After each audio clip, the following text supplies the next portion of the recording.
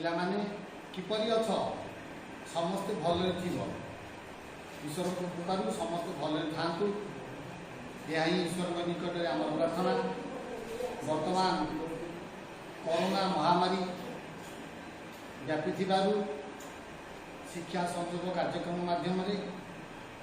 समस्त पिला मानू शिक्षा क्षेत्र में केमती एकता भाव में आम बांधि रखा से आम मंडल स्तरीय एक कार्यक्रम आयोजन करा कार्यक्रम माध्यम विभिन्न शिक्षक शिक्षयित्री माने पिला सहित अधिक जोड़ेवा इच्छा प्रकाश कर आम आशा करूँ प्रयास माध्यम आम समस्ते तुम मान सहित एकाठी हेबू एवं ये शिक्षा को आगे नबू दृढ़ीभूत करूँ। यह ही आम समस्त प्रयास। वर्तमान आम ये शिक्षा संयोग कार्यक्रम आगे आगुक आज आम ये शिक्षा संयोग कार्यक्रम एक पौराणिक कथावस्तु को आलोचना करने स्थिर करूँ। मोर नाम श्री महेंद्र कुमार प्रधान, सहकारी शिक्षक विष्णुपुर नोडाल उच्च विद्यालय। यही शिक्षा संयोग कार्यक्रम माध्यम मु आम मंडल स्तरीय समस्त छात्र छात्री अभिभावक एवं शिक्षक शिक्षयित्री वृंद तथा शिक्षाविद मानू शुभेच्छा साधुवाद आंतरिकता एवं कृतज्ञता जनाऊँ। यही मोर 2-3 समय पिला मानू कही रखे से माने बेसी बाहर को जानते ना जदि बेले बेले केतेबेले कौन जरूरी कार्य बाहर को जाऊँगी से माने मुखा व्यवहार करूँ बा मास्क व्यवहार करूँ एवं बाहर बुली आसला से माने बारंबार निज हाथ को परिष्कार दिंतु बा सानिटाइजर व्यवहार करूँ एवं जितेबले कौन जगह छिड़ा हो सांग मान सहित कथबार्ता करते से सामाजिक दूरत्व बा सोशल डिस्टेंस अन्यून 2 मीटर दूरता रक्षा करूँ जहाँ आम एक शुभ फल आनीदेव एक अभिनव प्रयास आनीदेव एवं आम ये विपद मुक्ति पाइबा। पिला आज ये शिक्षा संयोग कार्यक्रम आम एक पौराणिक कथावस्तु को आलोचना करवा एक कविता माध्यम ये पौराणिक कथावस्तु कवि होती अभिमन्यु सामंत सिंहार एवं से रीतिजुगर कवि अटंती। तांकर घर हूँ जाजपुर जिला बालिया नामक स्थान से भगवान श्रीकृष्ण द्वारा अधिक मात्रा से आकृष्ट होते भगवत प्रेम द्वारा से आकृष्ट होते तेणु ये श्रीकृष्ण का जीवन धारा को नहीं से एक कविता रचना कर एवं ये कविता नाम हूँ कला माणिक रे।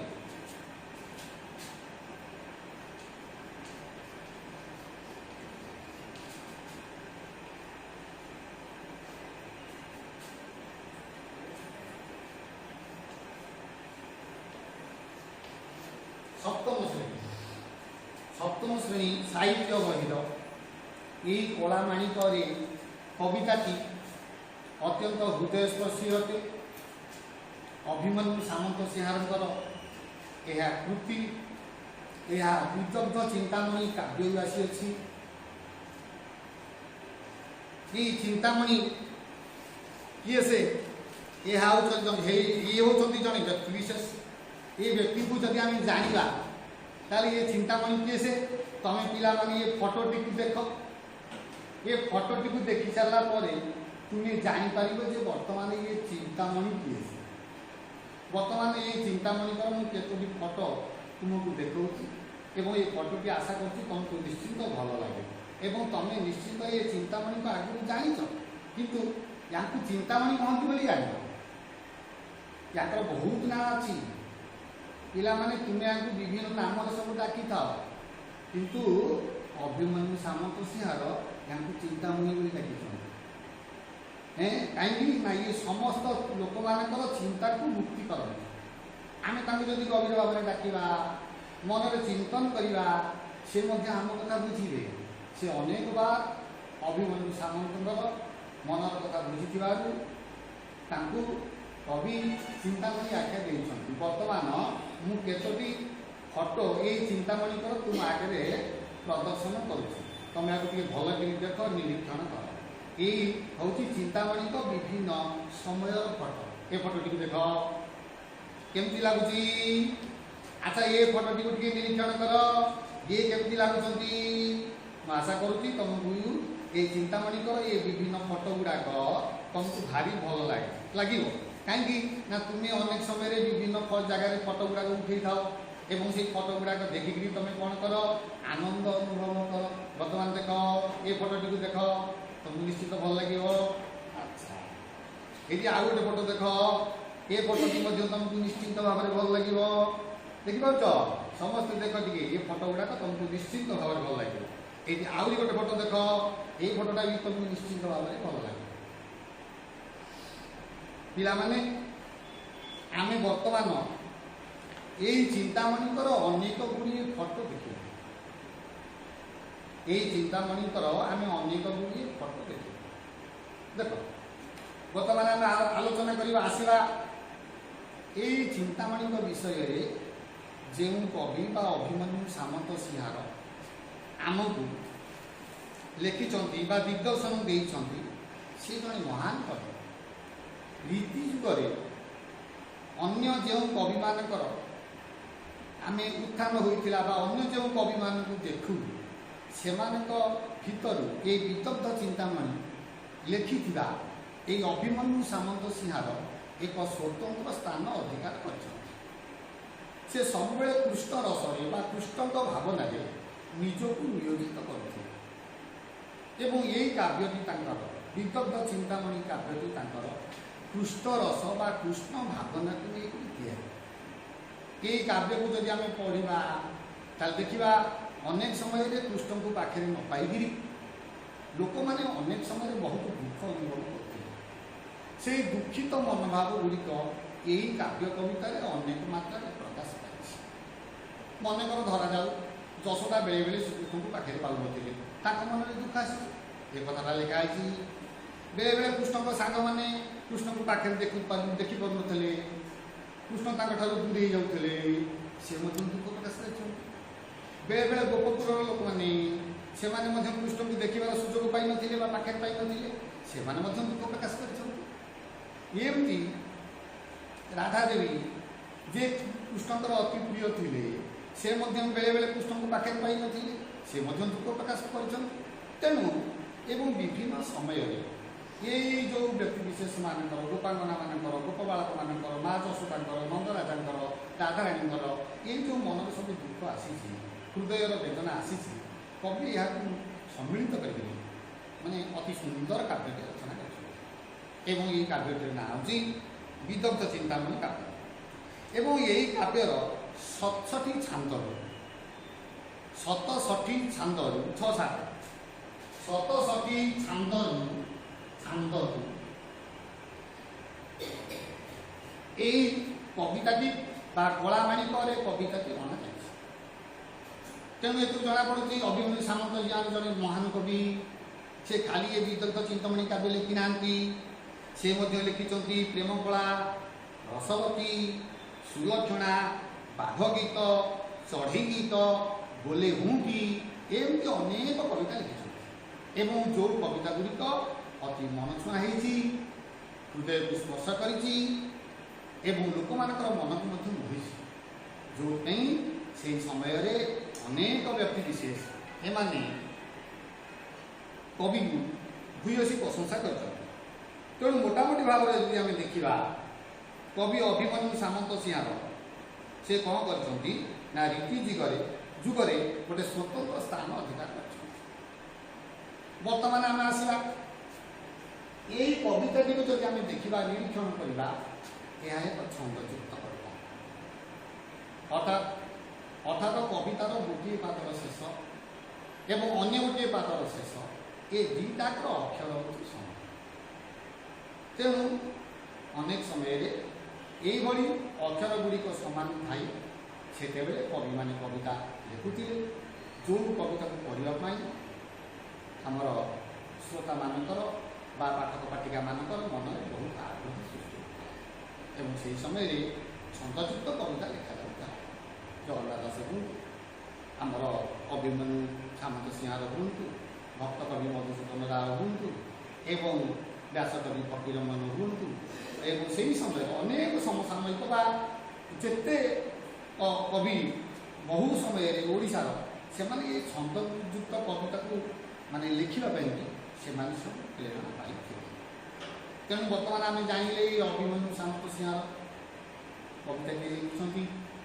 ଏବଂ ଏହି କବିତାଟିର ନାମ ହେଉଛି କଳା ମାଣିକ। ଏହା ବିଦଗ୍ଧ ଚିନ୍ତାମଣି କାବ୍ୟର 67 ଛାନ୍ଦରୁ ଆସିଅଛି ଏବଂ ଏହି କବିତାଟିରେ ଆମେ ଯଦି ଦେଖିବା ନିରୀକ୍ଷଣ କରିବା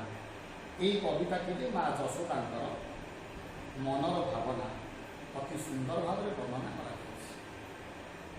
ଶ୍ରୀକୃଷ୍ଣଙ୍କ ପ୍ରତି ତାଙ୍କ ମନରେ ଯେଉଁ ସ୍ନେହ, ଯେଉଁ ବାତ୍ସଲ୍ୟ ମମତା କ'ଣ? ଆମେ ଛୋଟବେଳେ ବା ପିଲା ଥିଲାବେଳେ ଆମେ ମାଆଙ୍କ ଠାରୁ ଯେଉଁ ସ୍ନେହ ଆଦର ପାଇଥାଉ, ଆମେ ପିଲା ଥିଲାବେଳେ ମାଆଙ୍କ ପାଖରୁ ଯେଉଁ ସ୍ନେହ ଆଦର ଗୁଡ଼ାକ ପାଇଥାଉ, ଆମେ କ'ଣ କଲେଜରେ ପଢ଼ିଲା ବେଳେ ମାଆଙ୍କ ଠାରୁ ସେଇ ସ୍ନେହ ଆଦର ପାଇପାରିବା? କି ତମେ ଛୋଟ ଅଛ,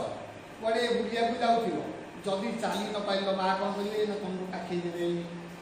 ତମକୁ କୋଳେଇ ଧରିବେ। କିନ୍ତୁ ତମେ ଯେତେବେଳେ ବଡ଼ ହେଇଯିବ, କଲେଜରେ ପଢ଼ିବ, ଆଚ୍ଛା କଲେଜରେ ପଢ଼ୁଥିବା ଯେଉଁ ପିଲାକୁ ତାଙ୍କ ମା କେଉଁଦିନ କାଖେଇଛନ୍ତି ନା କୋଳେଇକିରି ଧରିଛନ୍ତି ନା ତାକୁ ହାତରେ ଖୁଆଇ ଦେଇଛନ୍ତି? ଏମିତି କେବେ କରିନାହାନ୍ତି। ତେଣୁ ଆମେ ପିଲାବେଳେ ଛୋଟ ଥିବାବେଳେ ତୁମେମାନେ ବର୍ତ୍ତମାନ ତୁମେ ଯେଉଁ ଅବସ୍ଥା ଭିତରେ ଅଛ, ତୁମେ ମାଆମାନଙ୍କ ଠାରୁ ବାପାମାନଙ୍କ ଠାରୁ ତୁମର ନିଜର ପରିବାର ବର୍ଗମାନଙ୍କ ଠାରୁ ଅନେକ ସମୟରେ ବହୁ ସ୍ନେହ ସଦିଚ୍ଛା ଲାଭ କରୁଛ। କିନ୍ତୁ ଏହା ବ୍ୟତୀତ ନିଜ ମାଆଙ୍କ ପାଖରୁ ଯେଉଁ ସ୍ନେହ ଆଦର ପାଉଛ, ସେଭଳିଆ ସ୍ନେହ ଆଦର ତୁମକୁ କେହି ଦେଇପାରିବେ ନାହିଁ। ଏହାକୁ ବାତ୍ସଲ୍ୟ ମମତା ବୋଲି କୁହାଯାଏ। ମନେକର ଧରାଯାଉ ତୁମେ କୁଆଡ଼େ ବାହାରକୁ ଯାଇଛ, ତୁମର ଫେରିବାରେ ବିଳମ୍ବ ହେଲା, ତୁମ ଆସିବା ବାଟକୁ ଚାହିଁ ବସିଥାନ୍ତି କିଏ? ସିନା ତୁମର ମା। କାହିଁକି ନା ସେ ହେଉଛନ୍ତି ଜନନୀ, ସେ ହେଉଛନ୍ତି ଜନ୍ମଦାତ୍ରୀ, ସେ ହେଉଛନ୍ତି ମା। ସେ ତୁମକୁ ଖୁଆଇ ଦିଅନ୍ତି, ତୁମକୁ ଶୁଆଇ ଦିଅନ୍ତି, ତୁମ ଗୋଡ଼ରେ କଟା ପଶିଥିଲେ କାଢ଼ି ଦିଅନ୍ତି। ତେଣୁ ସେ ତୁମକୁ ସବୁଠାରୁ ଅଧିକ ସ୍ନେହ ଶ୍ରଦ୍ଧା ଆଶୀର୍ବାଦ କରିଥାଏ। ତାଙ୍କର ସ୍ନେହ ମମତା ତୁମ ଦେହରେ ଗୋଳି ଗୋଳି ଯାଇଥାଏ। ତେଣୁ ତୁମର କିଛି ଅସୁବିଧା ହୁଏ ନାହିଁ। ଏହି କବିତାରେ ଅଭିମନ୍ୟୁ ସାମନ୍ତ ସିଂହାର ଅତି ଚମତ୍କାର ଭାବରେ ଶ୍ରୀକୃଷ୍ଣଙ୍କର ପିଲାଦିନ କଥାକୁ ବର୍ଣ୍ଣନା କରିଛନ୍ତି। ପିଲାଦିନେ ଶ୍ରୀକୃଷ୍ଣ କ'ଣ କରୁଥିଲେ? ସାଙ୍ଗମାନଙ୍କ ସହିତ ଗାଈ ଚରେଇବାକୁ ବଣକୁ ଯାଉଥିଲେ। ବଣକୁ ଗଲାବେଳେ ଅତି ଆଦର ବା ଖୁସିରେ ଯାଉଥିଲେ। ବେଳେବେଳେ ଏମିତି ଖୁସିରେ ଯାଉଥିଲେ ଯେ ଗାଈ ଚରେଇବାକୁ ଗଲାବେଳେ ନିଜର ଛତା କଠଉ ୟାକୁ ନେଉନଥିଲେ। ତମେ ଜାଣିଛ ଛତା ଆମେ କାହିଁକି ବ୍ୟବହାର କରୁ? ଅତ୍ୟଧିକ ଗ୍ରୀଷ୍ମ ପ୍ରବାହ ଦାଉରୁ ରକ୍ଷା ପାଇବା ପାଇଁ ଆମେ ଛତା ବ୍ୟବହାର କରୁ। ଯଦି ଆମେ ଛତା ନ ନେବା ତାହେଲେ ଟାଣ ଖରାରେ ଆମ ମୁଣ୍ଡ ତାତିଯିବ। ଆମେ ବାଧ୍ୟ ହୋଇକି ଗଛ ମୂଳେ ଆଶ୍ରୟ ନେବା ଏବଂ ଆମେ ଅନେକ ସମୟରେ ଘରୁ ଗଲାବେଳେ ଚପଲ ବ୍ୟବହାର କରୁ ବା କଠଉ ବ୍ୟବହାର କରୁ। ଏବା କଠଉ ନେଇ ଆମେ ସବୁ ଚପଲ ବ୍ୟବହାର କରୁଛୁ। ଏଇ ଚପଲ ବା କଠଉ ଆମ ପାଦରେ ଥିଲେ ଆମ ପାଦରେ କଣ୍ଟା ଫୁଟିଯାଏ ନାହିଁ, ଆମ ପାଦକୁ କୌଣସି ଆଘାତ ଦିଏ ନାହିଁ। ଯଦି କେତେବେଳେ କେମିତି ଆମ ପାଦକୁ ଆଘାତ ଦିଏ ଆସିଥାଏ, ଆମ ପାଦ ଦରଜ ହୋଇଥାଏ, ରାତିରେ ମା କ'ଣ କରନ୍ତି? ପାଦକୁ ଆଉଁସି ଦେଲାବେଳେ ଆମେ ଗୋଡ଼ ଛାଟିଲା ବେଳେ ସେହି ପାଦର ଦରଜକୁ ସେ ଅନୁଭବ କରନ୍ତି। ପାଦରେ କଣ୍ଟା ପଡ଼ିଥିଲେ ତାକୁ କାଢ଼ି ଦିଅନ୍ତି ବା ତୈଳ ବା ଅନ୍ୟାନ୍ୟ ମଇଦମ ଦେଇକରି ଆମର ପାଦକୁ ସେ କ'ଣ କରନ୍ତି? ଆରୋଗ୍ୟ କରନ୍ତି। ଠିକ୍ ସେହିଭଳି ଏଇ କୃଷ୍ଣ ଯେତେବେଳେ ବଣକୁ ବା ଜଙ୍ଗଲକୁ ସାଙ୍ଗମାନଙ୍କ ସହିତ ଗାଈ ଚରେଇବାକୁ ଯାଉଥିଲେ, ସେତେବେଳେ ତାଙ୍କର କଠଉ ଛତା ଏଗୁଡ଼ାକ କିଛି ନେଉନଥିଲେ, ସେମିତି ଯାଉଥିଲେ। ତେଣୁ ଏହା ଯଶୋଦାଙ୍କ ମନରେ ବହୁତ ଦୁଃଖ ଆଣିକି ଦେଉଥିଲା। एवं श्रीकृष्ण बेले बेले गाई चरिया गला बेले कौन करते ना गाई चलाउे संज नई आसब सूर्य बुड़ी आसवे गाई गोठ गाँव को आसला बेलू अंधार माड़ी आसुव माँ मन में बहुत भय सृष्टि हो आशंका सृष्टि होद्वेग सृष्टि हो कहीं ना बण जंगल अनेक जंगलिया जंतु था से जंगलिया जंतु तुम सब जान बर्तमान मुझे तुमको गोटे चित्रटे देखा ये चित्र तुम देख जंगल सब कौन कौ जीवजंतु केतक जीवजंतु अच्छा आम घरे पालन करूँ गाई छेली मेढ़ा नेउल कुकुर आम सब आम घरे पालन करूँ एम गृहपालित पशु किंतु आउ केतक जीवजंतु अच्छा जो मैंने बण जंगल रहती एमाने आम विपद सृष्टि करती बाघ भालू गधिया एम सब बण जंगल रहती एमाने आम विपद सृष्टि करती आमको जीवन में मारिदेकरी एमाने खाई जाती तेणु यही सब जशोदा मन में भय आशंका एवं उद्वेग सृष्टि कर तेणु श्रीकृष्ण जिते बण को गाई चढ़िया जाती फेर विलंब हुए गाई मैंने मन लगे चलती सन्ध्या जिते नई आसो गाई मैंने मन लगे चल तेणु मन लगे खाद्य खाऊा बेले श्रीकृष्ण आघात दिखती ना कहीं दिखती ना ना श्रीकृष्ण ये गाई आ बाछुरी की भारी भल पाती पिला तुम ये कथा जानी मुझे तुमको जिते गुड़े चित्र देखी जिते गुड़े चित्र देख बर्तमान ये गोटे चित्र देख ये परटा आउ गोटे चित्र देख पुणी आउरी चित्र देख देखो ये चित्र सब देख अनेक चित्र सी गाई आ बाछुरी सागे देख ये चित्र गाई आ बाछुरी सागे सी पूरा मिसिकी खाती एवं एते भल पाती कह एवं सी गाई आ बाछुरी कृष्ण को एत भल पाई था कृष्ण ना धरी डाकिबा कौन बंशी जिते बजई दिखती ये मैंने सब पाखक मारी आसती तेणु श्रीकृष्ण गाई ये बाछुरी प्रति एते स्नेह जहाँ को आम वर्णना कर तेणु अभिमन्यु सामंत सिंहार यही श्रीकृष्ण बण को गाई चरैया को नवा कथा को ये कलावाणी कवितार उल्लेख कर कविता आरंभ भी से सूचना देते जे श्रीकृष्ण यही कथा को समस्त धीर भाव में ग्रहण करवा उचित धीर भाव में ग्रहण करथिबा कथा को आम जो मैंने ये धीर भाव में समस्त कथा को ग्रहण करती आम पंडित विवेचना कर तेणु श्रीकृष्ण कथा को जो मैंने शुणिले से माने निश्चिंत ज्ञानी बा पंडित होइथिबे बोली कवि आशा पोषण कर श्रीकृष्ण महात्म्य को समस्ते या पढ़ी बुझी निजे ज्ञानी हेबार सुजोग पाइए बोली कवि निज मन में दृढ़ आशा पोषण कर आम जब श्रीकृष्ण ये कथा को मन पकईवा कवि अभिमन्यु सामंत सिंहार जशोदा श्रीकृष्ण को केमी भल पाते केते स्नेह करुले केते आदर करुले केमी पाखु छाड़ू नथिले जशोदा श्रीकृष्ण थे अंधर लौड़ी भैया अंधर लौड़ी कौन ना अंध लोक मैंने सब लक्ष्य कर पिला माने अंध लोक मैंने रास्ता गला बेले बाड़ी व्यवहार करते बाड़ी से हाथ में थिला बेले से अन्य कौन साहाय्य दरकार पड़ ना तेणु श्रीकृष्ण जिते पर्यंत जशोदा पाखे था जशोदा किसी असुविधा हुई न था तेणु से श्रीकृष्ण को एत मात्रा भल पाते वृद्ध बयस परिणत बयस से श्रीकृष्ण को पाई मन में बहुत आनंद था सब इच्छा थाए मो कृष्ण पाखक केमी न जाऊ मो ठार केमी दूर को न जाऊ से मो पाखक लगी लगी रही था कि श्रीकृष्ण एक कथा बुझती ना से सांग मान सहित गाई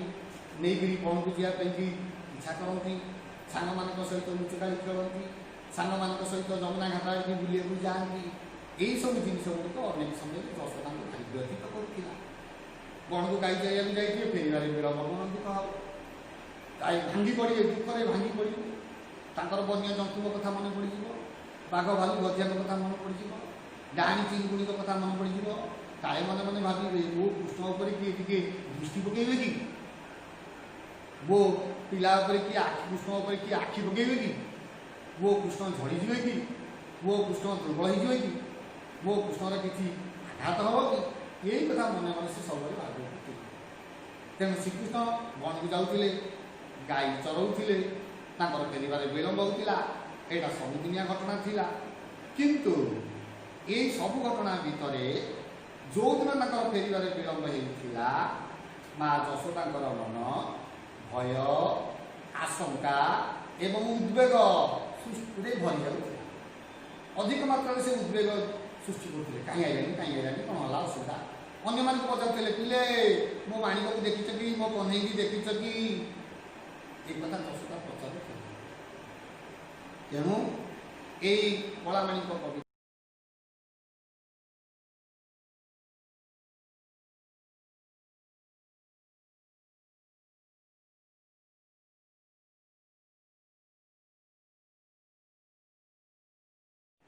पिलामाने किपरि अछ समस्ते भलरे थी ईश्वर कृपार समस्ते भलरे थांतु यह ईश्वर निकट में आम प्रार्थना वर्तमान कोरोना महामारी व्यापी शिक्षा संयोग कार्यक्रम माध्यम समस्त पिला शिक्षा क्षेत्र में केमती एकता भाव में आम बांधि रखा से आम मंडल स्तरीय एक कार्यक्रम आयोजन करा कार्यक्रम माध्यम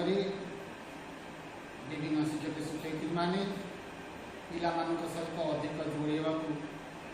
इच्छा प्रकाश कर आम आशा करूँ प्रयास माध्यम आम समस्ते तुम मान सहित एकाठी हेबू एवं ये शिक्षा को आगे आगक नबू दृढ़ीभूत करूँ यह आम समस्त प्रयास वर्तमान आम ये शिक्षा संयोग कार्यक्रम आगे जा आज आम ये शिक्षा संयोग कार्यक्रम एक पौराणिक कथा वस्तु को आलोचना करने स्थिर करूँ मोर नाम श्री महेंद्र कुमार प्रधान सहकारी शिक्षक विष्णुपुर मोडाल उच्च विद्यालय यही शिक्षा संयोग कार्यक्रम माध्यम मु आम मंडल स्तरीय समस्त छात्र छात्री अभिभावक एवं शिक्षक शिक्षयित्री वृंद तथा शिक्षाविद मान को शुभेच्छा साधुवाद आंतरिकता एवं कृतज्ञता जनाऊँ यही मोर दुर्दिन समय पिला कही रखे से माने बेसी बाहर को जातु ना जदि बेले बेले केतेबेले कौन जरूरी कार्य बाहर को जाऊँगी से माने मुखा व्यवहार करूँ मास्क व्यवहार करूँ एवं बाहर बुली आसला से माने बारंबार निज हाथ को परिष्कार दिंतु बा सानिटाइजर व्यवहार करूँ एवं जितेबले कौन जगार छिड़ा हुई सांग मान सहित कथबार्ता करुँचे से सामाजिक दूरत्व बा सोशल डिस्टेंस अन्य 2 मीटर दूरता रक्षा करूँ जहाँ आम एक शुभ आनीदेव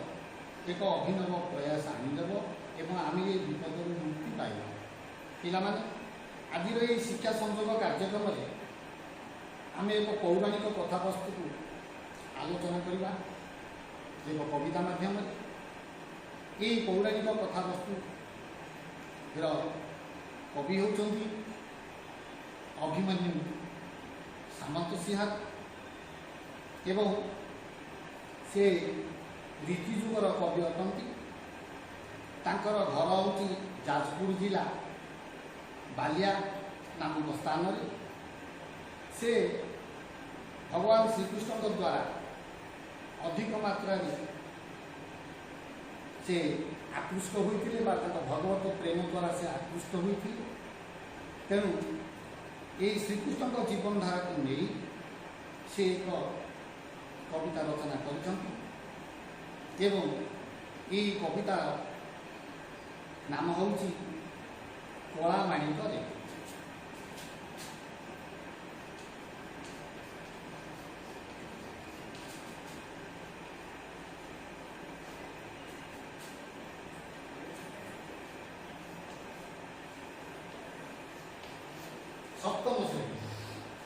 सप्तम श्रेणी साहित्य बहिर यही कलामाणिक रे कविताटी अत्यंत हृदयस्पर्शी अटे अभिमन्यु सामंत सिंहारଙ୍କର ଏହା କୃତି ଏହା ବିଦଗ୍ଧ ଚିନ୍ତାମଣି କାବ୍ୟରୁ ଆସିଅଛି। এই চিন্তামণি କିଏ ସେ? ଇଏ ହେଉଛନ୍ତି ଜଣେ ବ୍ୟକ୍ତି ବିଶେଷ। ଏ ବ୍ୟକ୍ତିକୁ ଯଦି ଆମେ ଜାଣିବା ତାହେଲେ ଏ ଚିନ୍ତାମଣି କିଏ ସେ?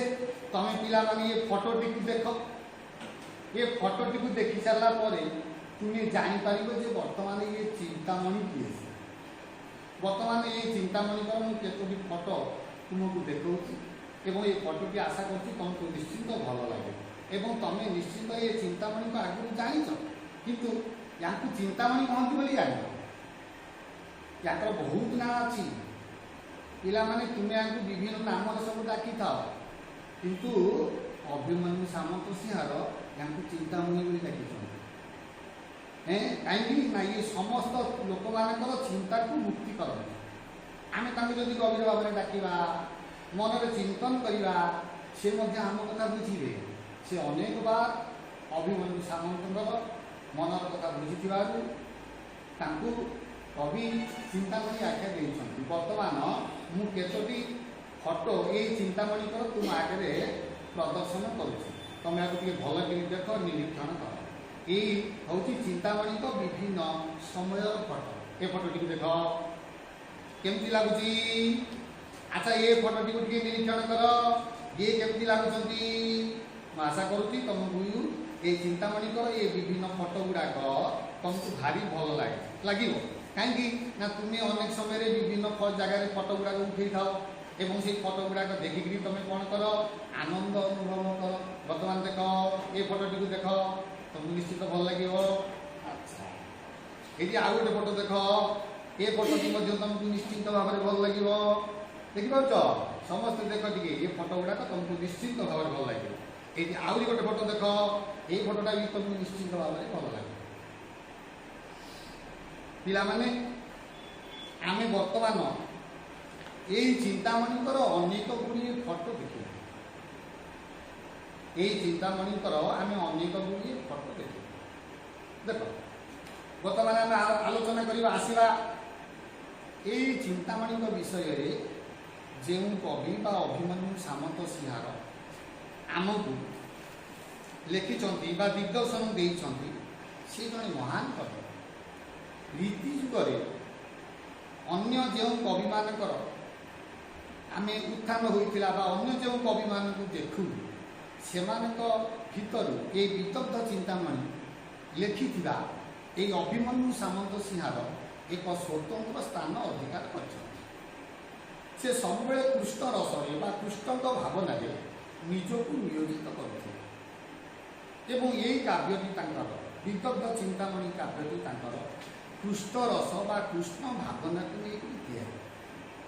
ଏଇ କାବ୍ୟକୁ ଯଦି ଆମେ ପଢ଼ିବା ତାହେଲେ ଦେଖିବା, ଅନେକ ସମୟରେ କୃଷ୍ଣଙ୍କୁ ପାଖରେ ନ ପାଇକିରି ଲୋକମାନେ ଅନେକ ସମୟରେ ବହୁତ ଦୁଃଖ ଅନୁଭବ କରୁଥିଲେ। ସେଇ ଦୁଃଖିତ ମନୋଭାବ ଗୁଡ଼ିକ ଏଇ କାବ୍ୟ କବିତାରେ ଅନେକ ମାତ୍ରାରେ ପ୍ରକାଶ ପାଇଛି। ମନେକର ଧରାଯାଉ, ଯଶୋଦା ବେଳେବେଳେ ଶ୍ରୀକୃଷ୍ଣଙ୍କୁ ପାଖରେ ପାଉନଥିଲେ, ତାଙ୍କ ମନରେ ଦୁଃଖ ଆସିବ। ଏ କଥାଟା ଲେଖା ହେଇଛି। ବେଳେବେଳେ କୃଷ୍ଣଙ୍କ ସାଙ୍ଗମାନେ କୃଷ୍ଣଙ୍କୁ ପାଖରେ ଦେଖିପାରୁନଥିଲେ, କୃଷ୍ଣ ତାଙ୍କଠାରୁ ଦୂରେଇ ଯାଉଥିଲେ, ସେ ମଧ୍ୟ ଦୁଃଖ ପ୍ରକାଶ କରିଛନ୍ତି। ବେଳେବେଳେ ଗୋପପୁରର ଲୋକମାନେ, ସେମାନେ ମଧ୍ୟ କୃଷ୍ଣଙ୍କୁ ଦେଖିବାର ସୁଯୋଗ ପାଇନଥିଲେ ବା ପାଖରେ ପାଇନଥିଲେ, ସେମାନେ ମଧ୍ୟ ଦୁଃଖ ପ୍ରକାଶ କରିଛନ୍ତି। ଏମିତି ରାଧାଦେବୀ ଯେ କୃଷ୍ଣଙ୍କର ଅତି ପ୍ରିୟ ଥିଲେ, ସେ ମଧ୍ୟ ବେଳେବେଳେ କୃଷ୍ଣଙ୍କୁ ପାଖରେ ପାଇନଥିଲେ, ସେ ମଧ୍ୟ ଦୁଃଖ ପ୍ରକାଶ କରିଛନ୍ତି। ତେଣୁ ଏବଂ ବିଭିନ୍ନ ସମୟରେ ଏଇ ଯେଉଁ ବ୍ୟକ୍ତିବିଶେଷ ମାନଙ୍କର, ଗୋପାଙ୍ଗନା ମାନଙ୍କର, ଗୋପବାଳକ ମାନଙ୍କର, ମା ଯଶୋଦାଙ୍କର, ନନ୍ଦରାଜାଙ୍କର, ରାଧାରାଣୀଙ୍କର ଏଇ ଯେଉଁ ମନରେ ସବୁ ଦୁଃଖ ଆସିଛି, ହୃଦୟର ବେଦନା ଆସିଛି, କବି ଏହାକୁ ସମ୍ମିଳିତ କରିଥିଲେ, ମାନେ ଅତି ସୁନ୍ଦର କାବ୍ୟଟି ରଚନା କରିଛନ୍ତି। ଏବଂ ଏହି କାବ୍ୟଟିର ନାଁ ହେଉଛି ବିଦଗ୍ଧ ଚିନ୍ତାମଣି କାବ୍ୟ। ଏବଂ ଏହି କାବ୍ୟର 67ଟି ଛାନ୍ଦରୁ 67ଟି ଛାନ୍ଦରୁ 67ଟି ଛାନ୍ଦରୁ এই কবিতাটি বা কলামাণিক কবিতাটি অনাযাইছে। তেমন এতে জনাপড়ুଛି অভিমন্যু ସାମନ୍ତ ଜଣେ ମହାନ କବି। ସେ ଖାଲି ଏ ବିଦଗ୍ଧ ଚିନ୍ତାମଣି କାବ୍ୟ ଲେଖି ନାହାନ୍ତି, ସେ ମଧ୍ୟ ଲେଖିଛନ୍ତି ପ୍ରେମ କଳା, रसवती, सुलक्षणा, बाघ गीत, चढ़ई गीत, बोले हुंकी एमती अनेक कविता लिखिଛନ୍ତି एवं जो कविता गुड़िक अति मनछुआ होती हृदय को स्पर्श करी लोक मान मन को मोही जो से समय अनेक व्यक्ति विशेष एमाने कवि भूयसी प्रशंसा कर तेणु मोटामोटी भाव में यदि आम देखा कवि अभिमन्यु सामंत सिंहार से कौन करछंती ना रीति जुगरे गोटे स्वतंत्र स्थान अधिकार कर बर्तमान आम आसवा यही कविताटी को जब आम देखा निरीक्षण करवा यह एक छंदयुक्त कविता अर्थात कवितार गोटे पादर शेष एवं अन्य गोटे पादर शेष ये दुईटाक अक्षर हूँ समान तेणु अनेक समय यही अक्षर गुड़िक समान थाई से कवि मान कविता लिखुले जो कविता को पढ़ाई आमर श्रोता मानकर पाठक पाठिका मानकर मन में बहुत आग्रह सृष्टि एवं से समय छंदयुक्त कविता लिखा जाता जगन्नाथ दास हूँ आमर अभिमन्यु सामंत सिंहार हूँ भक्त कवि मधुसूदन राव हूँ एवं व्यास कवि फकीरमोहन हूँ एवं से समय अनेक समसामयिक जेते कवि बहु समय ओडिशार से छंदयुक्त कविता को माने लिखापी से सब प्रेरणा पाई तेणु बर्तमान आम जानिले अभिमन्यु सामंत सिंहार कविता लिखिं एवं ये कविताटीर नाम हूँ कला माणिक यह विदग्ध चिंतामणि काव्यर सत्सवी छांद एवं यही कविताटी आम जब देखा निरीक्षण करवा यही कविताटी माँ यशोदा मनर भावना अति सुंदर भाव में वर्णना कर श्रीकृष्ण प्रति मन में जो स्नेह जो वात्सल्य ममता कौन आम छोट बेले पिला थिला बेले आम माँ ठारू जो स्नेह आदर पाई आम पिला थिला बेले माँ पाखर जो स्नेह आदर गुड़ाक पाई था आम कौन कॉलेज पढ़ला बेले माँ ठारू से स्नेह आदर पाई हैं कि तुम छोट अच कड़े बुलिया जाऊ जदि चली न पाइल माँ कौन करेंगे ना तुमको काखेदेवे तुमको कोले धरवे किंतु तुम जिते बड़ हो कॉलेज पढ़ अच्छा कॉलेज पढ़ुवा पिला को माँ कौन काखे ना कोले धरी ना हाथ में खुआई एमती के तेणु आम पिला बेले छोट थिला बेले तुम्हें माने बर्तमान तुम्हें जो अवस्था भितर अच तुम्हें माँ मान बापा मान तुम निजर परिवार वर्ग मान अनेक समय बहु स्नेह सदिच्छा लाभ कर किंतु यह व्यतीत निज माँ पाखर जो स्नेह आदर पाच से भाया स्नेह आदर तुमको कहीं आगे पारे ना यह वात्सल्य ममता कह जाए मन धरा जाऊ तुम कड़े बाहर को जाइच तुमर फेरबार विलंब है तुम आसवा बाट को चाह बसी था किए सीना तुम माँ कहीं सी होती जननी सी होती जननी जन्मदात्री सी होती माँ सी तुमको खुआई दिखती तुमको शुआई दिखती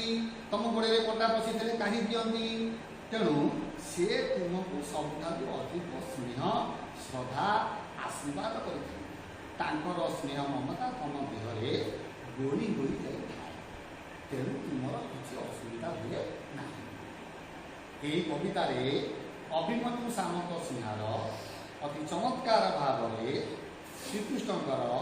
पिलादिन कथा को वर्णना कर पिलादिने श्रीकृष्ण कौन करते सांग मान सहित गाई चरइबा बन को जाते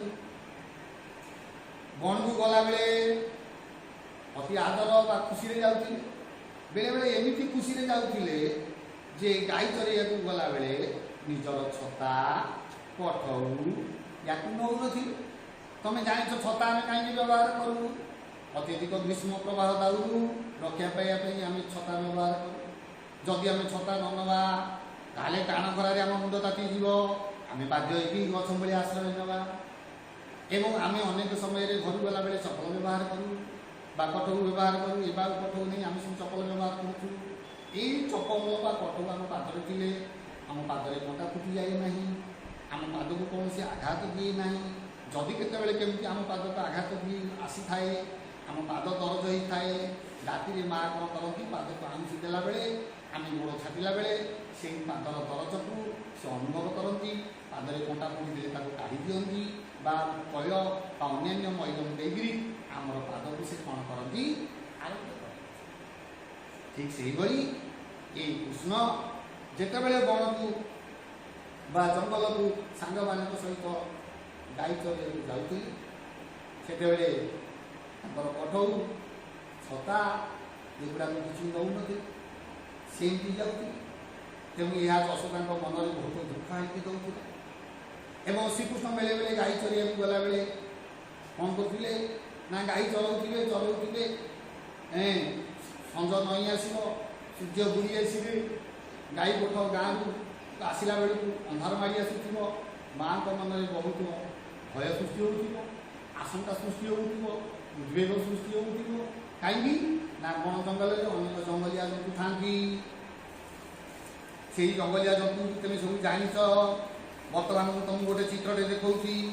ये चित्र तुम देख जंगल सब कौट जीवजंतु केतक जीवजंतु अच्छा आम घर पालन करूँ गाई छेली मेढ़ा नेउल कुकुर आम सब आम घर पालन करूँ एम गृहपालित पशु किंतु आउ केतक जीवजंतु अच्छा जो मैंने बण जंगल रहती एमाने आम विपद सृष्टि करती बाघ भालू गधिया एम सब बण जंगल रहती एमाने आम विपद सृष्टि करती आमको जीवन में मारिदेकरी एमाने खाई जाती तेणु यही सब यशोदा मन में भय आशंका एवं उद्वेग सृष्टि कर तेणु श्रीकृष्ण जितेबाला बण को गाई चलिया जाती फेरबार विलम्ब हुए गाई मैंने मन लगे चलती सन्ध्या जिते नई आसो गाई मैंने मन लगे चल तेणु मन लगे खाद्य खाऊा बेले श्रीकृष्ण आघात दिखती ना कहीं दिखती ना ना श्रीकृष्ण ये गाई आ बाछुरी की भारी भल पाते पिला मैंने तुम एक कथा जानी मुझे तुमको जिते गुड़े चित्र देखी जिते गुड़े चित्र देख बर्तमान एक चित्र देख ये परटा आउ गोटे चित्र देख पुणी आउरी चित्र देखो ये चित्र सब देख अनेक चित्र सी गाई आ बाछुरी सागे देख गाई आ बाछुरी सागे सी पूरा मिसिकी था एत भल पाती कहते एवं सी गाई आ बाछुरी कृष्ण को एत भल पाई था कृष्ण ना धरी डाकिबा कौन बंशी जिते बजे दिखती एमाने सब पाखक मारी आसती तेणु श्रीकृष्ण गाई ये बाछुरी प्रति एत स्नेह जहाँ को आम वर्णना कर तेणु अभिमन्यु सामंत सिंहार यही श्रीकृष्ण बण को गाई चरई को नवा कथा को ये कलावाणी कवितार उल्लेख कर कविता आरंभ भी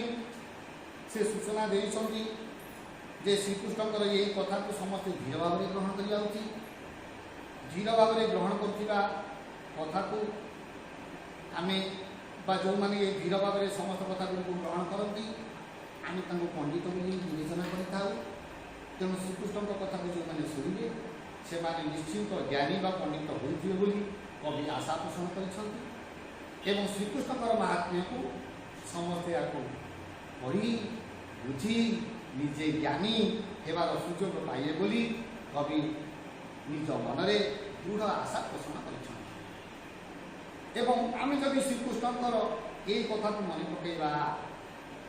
कवि अभिमन्यु सामंत सिंहार यशोदा श्रीकृष्ण को केमी भल पाते केते स्नेह करुले केते आदर करुले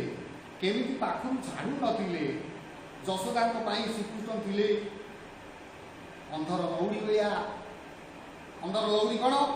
ना अंध लोक मैंने सब लक्ष्य कर पिला माने अंध लोक मैंने रास्ता गला बेले बाड़ी व्यवहार कर बाड़ी से हाथ में थिला बेले से अन्य कौन साहाय्य दरकार पड़ न था तेणु श्रीकृष्ण जिते पर्यंत यशोदा पाखे था यशोदा किसी असुविधा हुई न था तेणु से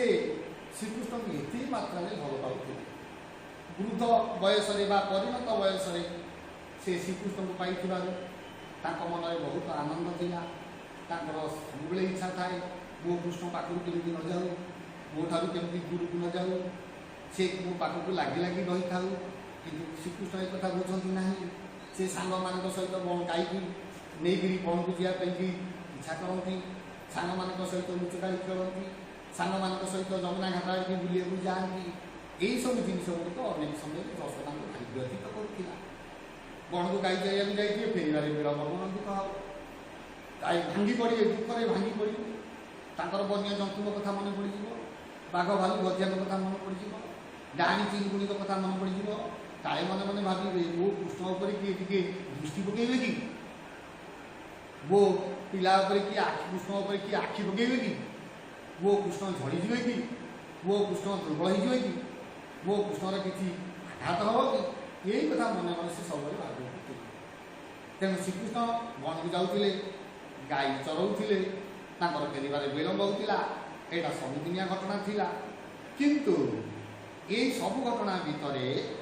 जो दिन फेरबार विलम्ब होता माँ यशोदा मन भय आशंका एवं उद्वेग सृष्टि भरी जाऊला अधिक मात्रा से उद्वेग सृष्टि करते कहीं आइलानी कौन है असुविधा अन्य मान पचारे पिले मो माणिक को देखी कि मो कन्हई की देखी कि एक कथा यशोदा पचार तेणु यही कलामाणिक कवि